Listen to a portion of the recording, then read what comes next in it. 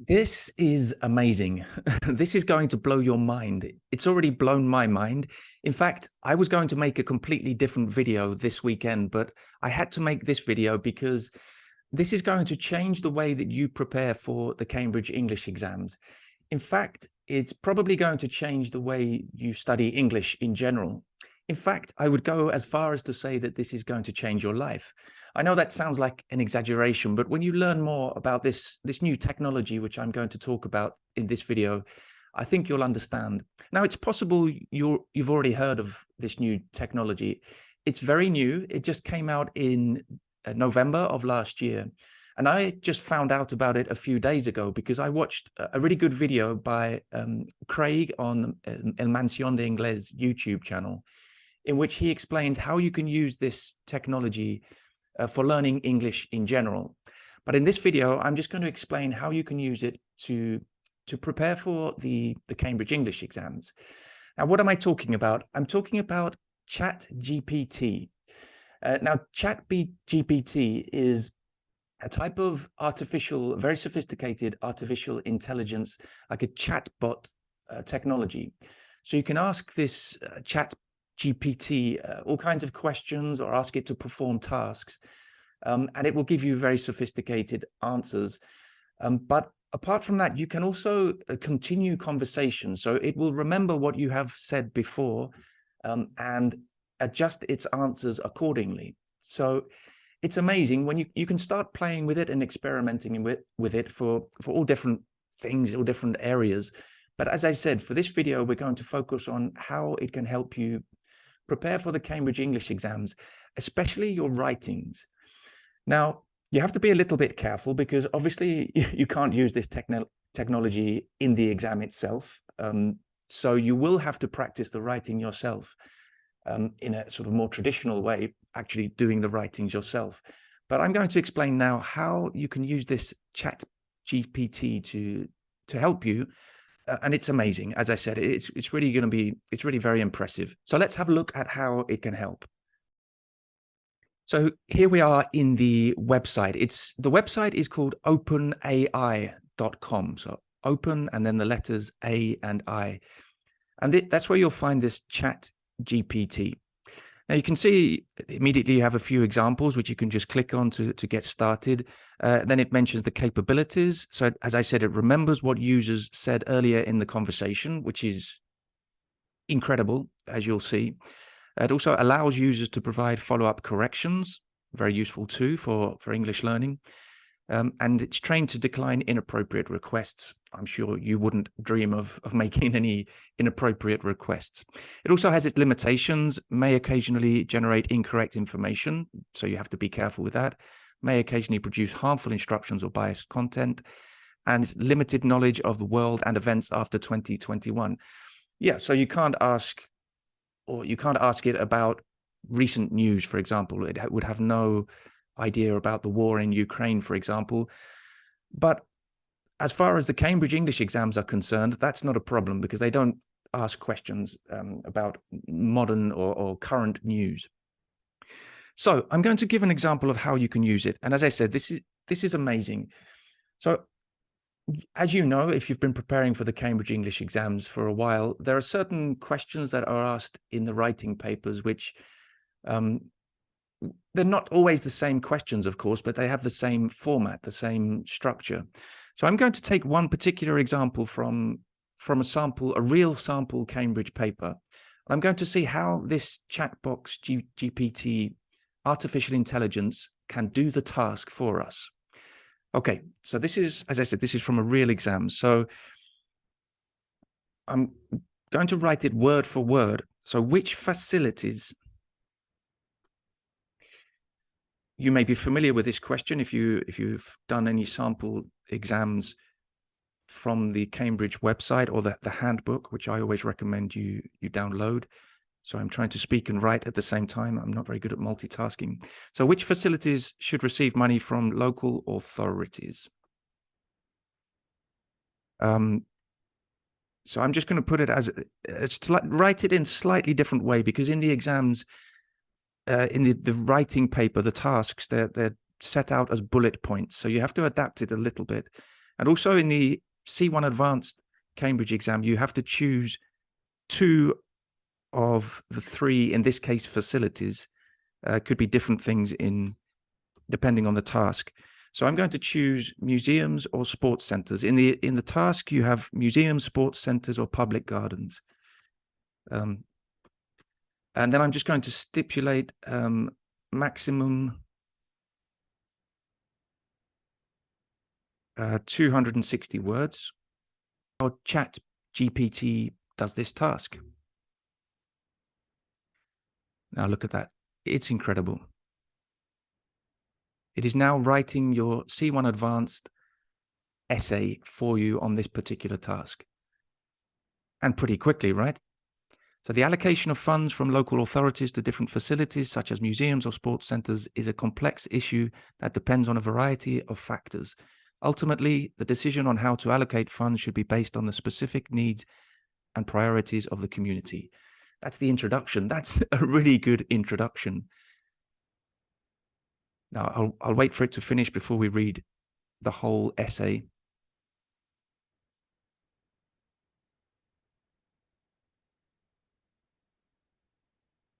Okay. So that, just before we read it, it looks like a pretty typical structure of a Cambridge English exam essay. They expect to see an introductory paragraph, a conclusion paragraph, and 2 or 3 main body paragraphs. So 5 paragraphs, 4 or 5 paragraphs is always what I recommend. So let's look. The allocation of funds from local authorities to different facilities, such as museums or sports centers, is a complex issue that depends on a variety of factors. Ultimately, the decision on how to allocate funds should be based on the specific needs and priorities of the community. As I said, this is a really good introduction. I wouldn't be, personally, I wouldn't be able to know or tell the difference between a human or artificial intelligence writing that. Then they start by speaking in the first paragraph, going into detail about the museum. So museums can play an important role in preserving and promoting cultural heritage and can also serve as educational resources for the community. They can also be a major tourist attractions which can generate economic activity and revenue for the local area. On the other hand, sports centers can promote physical activity and healthy lifestyles and can also serve as community gathering places. I don't particularly like that, community gathering places. It's a bit of an unnatural collocation there. And also we've seen that I was going to say he or her, but it has repeated serve already in this, in one paragraph. You don't want to repeat vocabulary in the exam. So we'll deal with that in a moment. We're going to ask for synonyms. They can also provide opportunities for youth development through sports programs. Very good. You may have noticed that this uses American English spelling, which is fine in the Cambridge English exams. You see centers here is written, I'll just scroll up a little bit. Centers here is written in American English. Programs is more American English, but it's all correct, completely acceptable in the Cambridge English exams. Okay, in determining how to allocate funds between museums and sports centers, local authorities should consider factors such as the current state of existing facilities, the number of people who use them, and the potential impact of any proposed changes. They should also consider the economic impact of the facility and the availability of alternative funding sources. Amazing, really good, really well written. Additionally, it is important to consider the needs of all members of the community, including disadvantaged groups. This can be done by providing equal access to facilities and programs and by taking into account the specific needs of different groups. Yeah, repeating groups a little bit there too. I wouldn't want to see that in an exam. Maybe look for synonyms or different ways of expressing the same idea. For example, providing accessible facilities and programs for people with disabilities, or ensuring that programs are available in multiple languages for non-English speaking residents. In conclusion, the decision of where to allocate funds from local authorities is a complex issue that depends on the specific needs and priorities of the community. It is important to consider the role of museums and sports centers in promoting cultural heritage, education, healthy lifestyles and community development, as well as the economic impact of the facility. the availability of alternative funding sources, and the needs of all the members of the community. Now, if you could write an essay like that for your C1 Advanced Cambridge English exam, you would get a very good score. It's amazing. Now, of course, you can't use this technology, as I said, on the day of the exam. You can use it in the preparation process. There's a lot of good vocabulary and grammar. And as I said, just the structure and the way the text flows is amazing. But we can go a bit further. As I said, it used serve twice in the second paragraph. So I'm going to mention this. Let's see how it responds to this. You used serve. Let's say you used the word serve twice in the second paragraph. Can you give me a synonym? Or let's say some synonyms.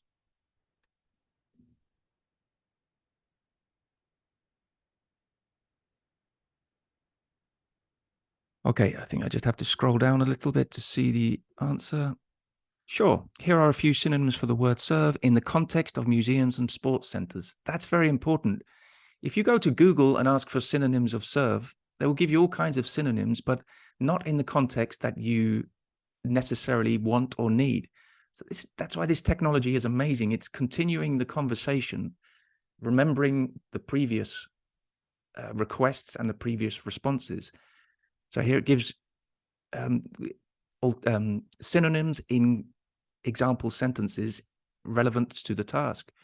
Museums can play a role in preserving and promoting cultural heritage and can also act as educational resources for the community. So act as rather than serve. Museums can also be major tourist attractions, which can generate economic activity and revenue for the local area. Sports centers can promote physical activity and can also function as community gathering places. So function as. Sports centers can also provide opportunities for youth development through sports programs, provide opportunities. Museums and sports centers can contribute to community development. Museums and sports centers can also be a source of entertainment and leisure. You can also use any of these synonyms to replace the word serve in the context of your text. This is why this technology is so amazing. It's just another level from Google and the typical search engines.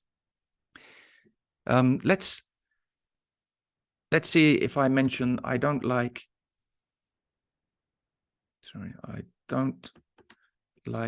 the term community gathering places. I think that was the gathering places. Let's see. I'm just going to write that. I'm not going to give them any instructions. Let's just see how it responds to this. All right, here are a few alternatives to the phrase community gathering places that you could describe the role of sports centers.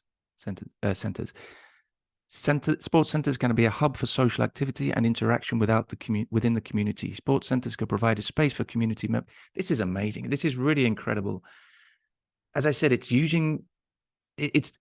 giving these examples from the context of this particular task. Again, in the exam itself, you're not going to be able to use this technology, but in the preparation process, you can see so much vocabulary here. You could spend hours going deeper and deeper into the vocabulary, specifically in context of the task you're looking at. You can use any of these alternatives to describe the role of sports centers in your text instead of community gathering places. Amazing. Let's ask a different question or give them a different task. Another exam task, this time a report. So you have literally, I'm going to write what the task is in the exam itself. Again, this is from a real exam, C1 Advanced exam. Okay, so that's the task. Let me just correct a couple of things. So you've just completed 6 months in a new job. Okay, I think that's good. Let's see how ChatGPT does this task. So I have been working my current position for 6 months now, and I'm pleased to report that I have made significant progress in my role. In terms of what I have achieved so far, I've successfully completed various projects that were assigned to me, such as implementing new systems and processes, which have increased efficiency and productivity within the department. I have also been able to build strong relationships with my colleagues and other departments, which has helped to promote better collaboration and communication. Furthermore, I have been able to learn and understand the company's culture and values, which helped me to integrate myself quickly into the team. Despite my progress, I have faced a few challenges during my time in the job. One of the main challenges was understanding the company's internal processes and procedures. Additionally, I faced some difficulties in adapting to the company's specific work culture and communication style. To continue my progress and overcome these challenges, I would suggest that I receive some additional training and development opportunities. This could include further training to help on the company's internal processes and procedures, as well as communication and cultural training to help me understand the company's specific culture and values. Additionally, I would suggest that I receive mentoring or coaching from more experienced colleagues, which would help me continue to develop my skills and knowledge. In summary, I have made significant progress in my role over the past 6 months, and I believe that with additional training and development, I will be able to continue to improve and make a valuable contribution to the company. Incredible. Again, now, those of you who know the Cambridge English exams will know that for the report, you're expected to include titles and headings for each section. So let's ask ChatGPT to do that. Please add, you don't need to write please, but I'm going to be polite, a title and headings for each paragraph.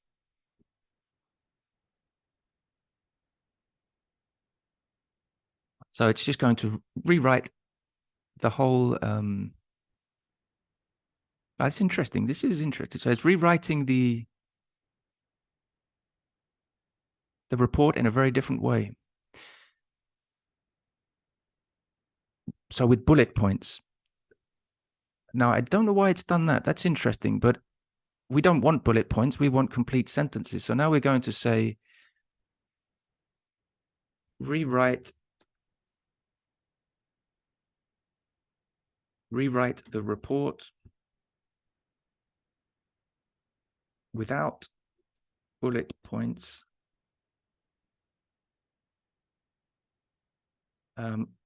using about, let's say, 240 words. So in the C1 Advanced, it's between 220 and 260. So let's specify 240 words, and let's see what it does this time.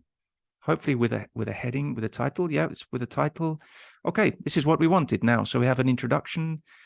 I think they'll have different headings for each section, achievements. So yeah, this looks like a report now, right? This is the structure and the layout of a report for the C1 Advanced Cambridge English exam. So the content is basically the same. Maybe they've had to, or it has had to adapt it a little bit because I specified the number of words. But yes, again, some really interesting vocabulary, some interesting ideas too. It's not just about the vocabulary and the grammar. It's about generating ideas. One more example with the writing. Write. So this one I'm inventing, but it's a typical task. Write an informal letter. This technology is more intelligent than me because I can't write. Write an informal letter to your friend David, who is visiting Madrid. Let's say Madrid, because in the exam, often the task is they specify that a friend is visiting your city, but you need to give more information to the technology. So it's visiting Madrid for a weekend and would like to know what to do and how to travel around the city. Maximum 260 words. Okay, let's see how it does this one. Okay.